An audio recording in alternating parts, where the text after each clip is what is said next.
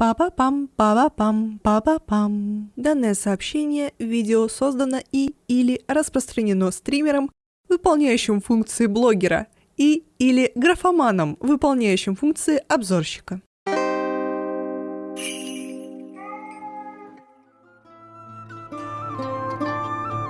Добро пожаловать в библиотеку Бастилии. Здесь собраны все книги мира на всех языках.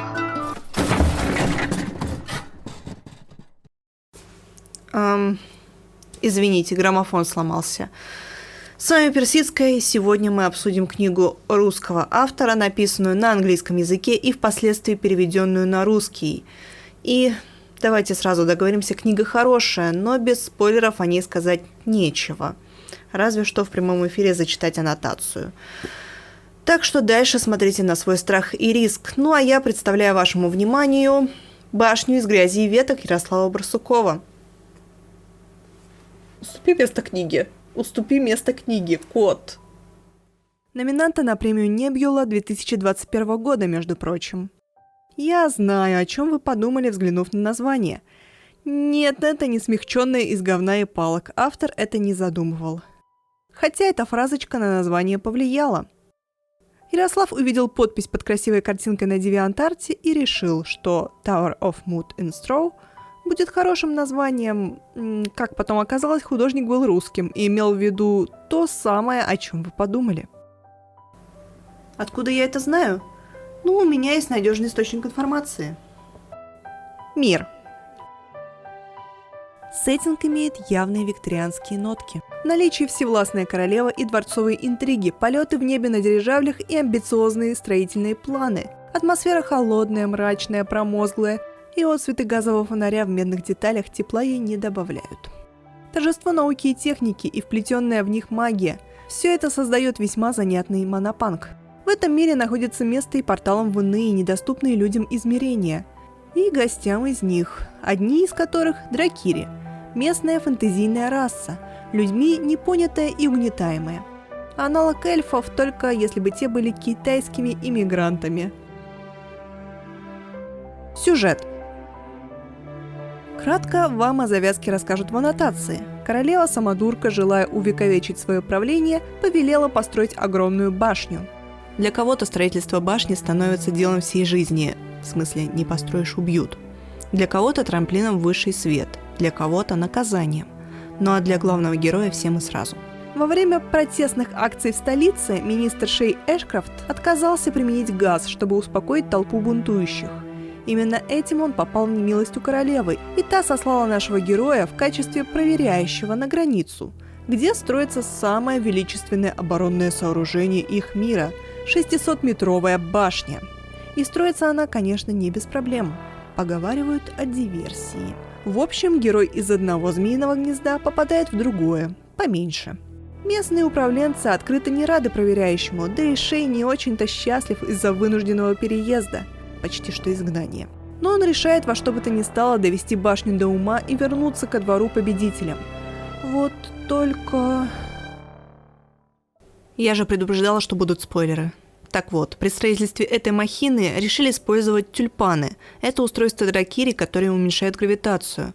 Вот только у них есть одно очень неприятное свойство. При неаккуратном обращении они схлопываются, затягивая в себя часть пространства и материи.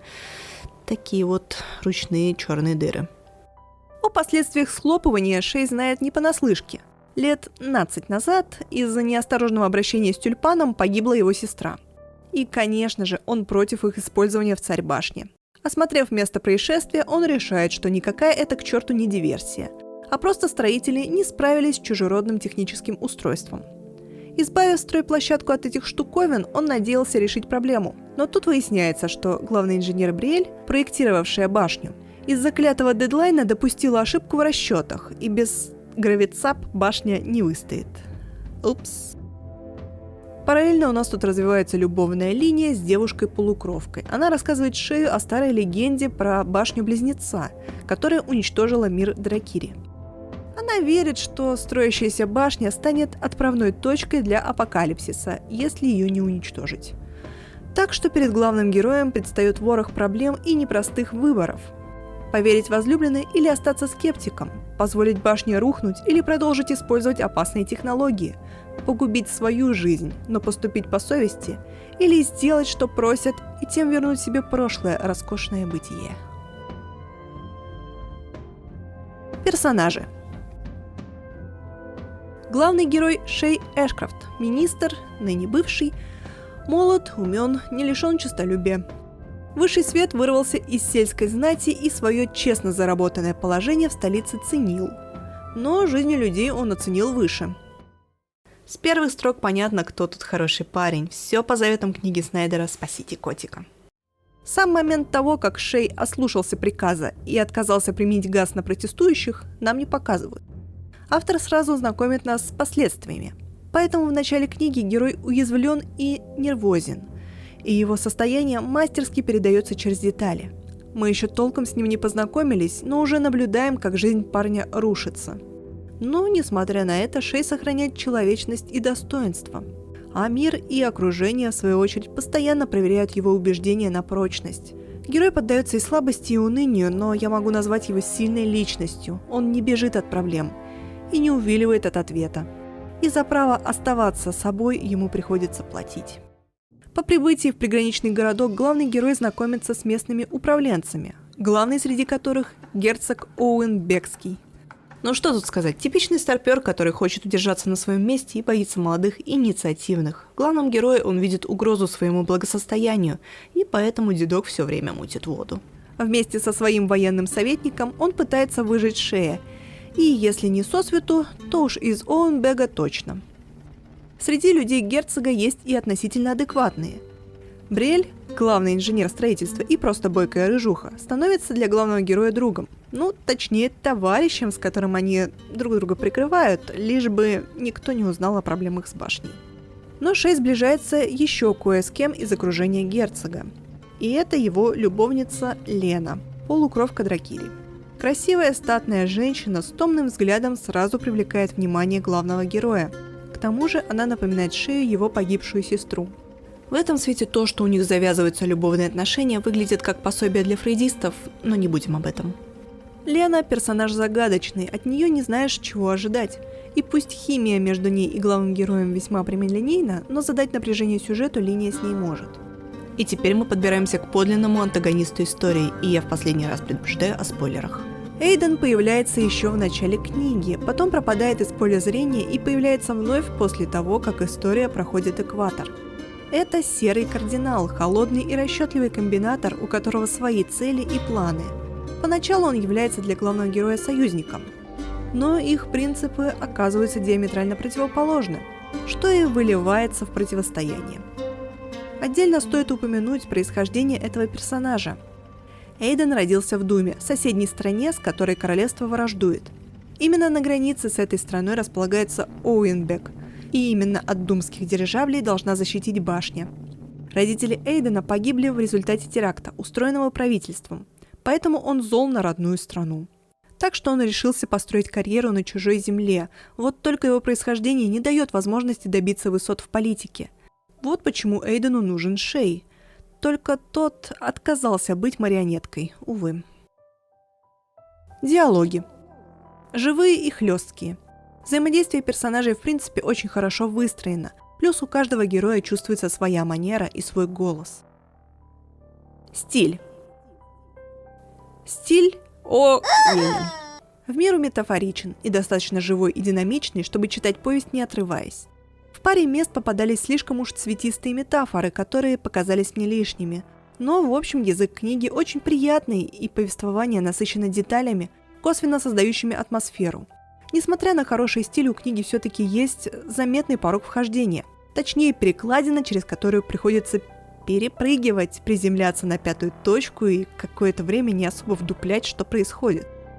Виной тому то, что история начинается чуть позже поворотного для героя события, если под поворотным понимать его решение не травить толпу газом.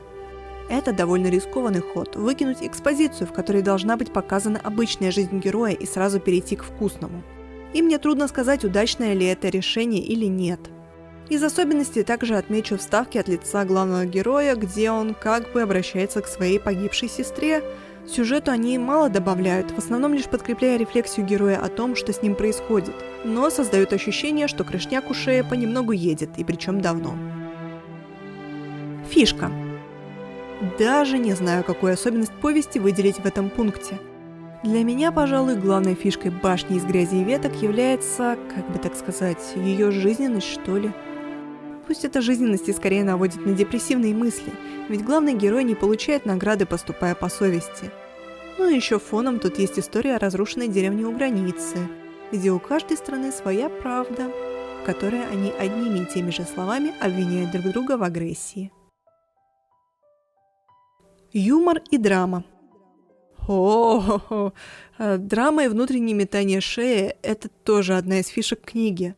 Создавать для главного героя патовой ситуации автор умеет. Что касается юмора, то его мало. Однако редкие крупицы весьма остроумны.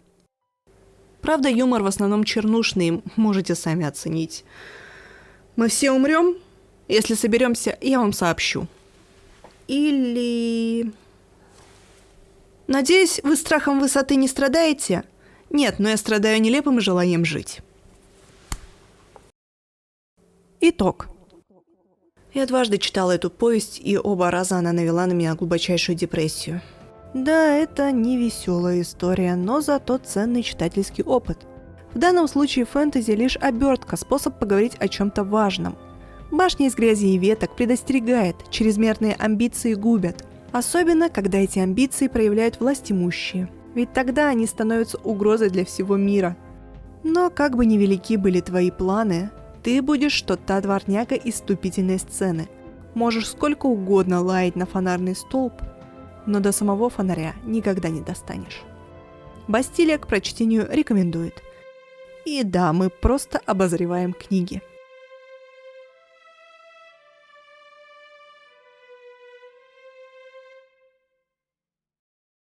Так, стоп, а куда это вы собрались?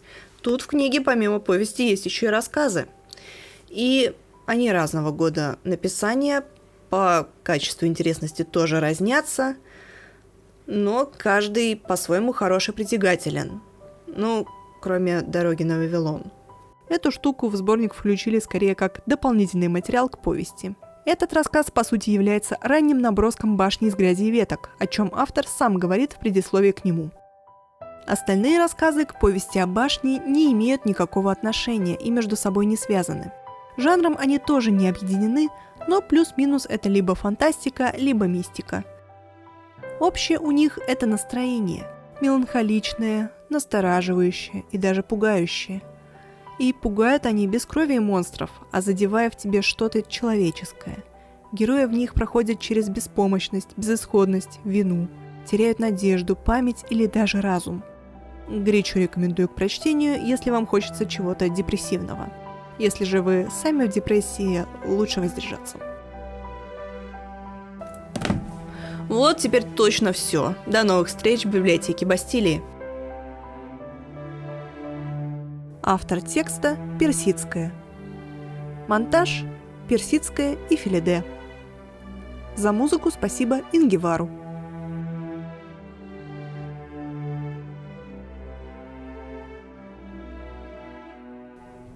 Куда ты попёрся?